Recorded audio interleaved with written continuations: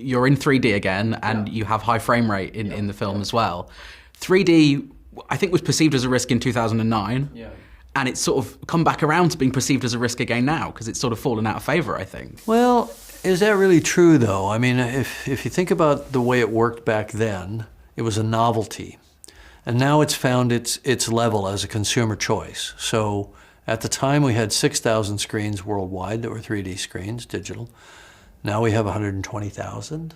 Now most big blockbuster movies are made in 3D, so people have a choice. If they like it, they can see it in 3D. If they don't like it, they can see it in 2D. And you have high frame rate this time, which I think is an art form that people are still struggling with. It's films, not a struggle. Well, I mean, did you struggle with it when you watched the movie last night? I didn't. The moment where I think it really flew was when they were underwater. Yeah. So from the moment you were underwater, I never questioned it. We tried to decide how to apply it, and the rule was whenever they're underwater, it's 48 frames. Boom. Just don't even think about it. Some of the flying scenes, some of the broad vistas benefit from 48 frames.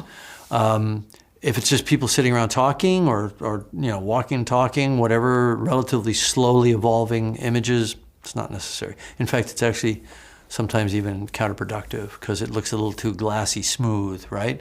So the trick to it was to figure out where to use it and where not to use it. Now, the one thing I will say pretty definitively, 48 frames doesn't benefit a 2D movie very much, if at all. It's really about making a better experience in 3D, because sometimes the edge detection that our brains are trying to do to decode the parallax, I'm getting technical now, the rapid lateral displacement causes it to strobe, and it basically screws with our brains, right? So we wanted to get rid of that to make a better 3D experience, because people used to complain about 3D. Oh, I don't like 3D, it gives me a headache. Well, why?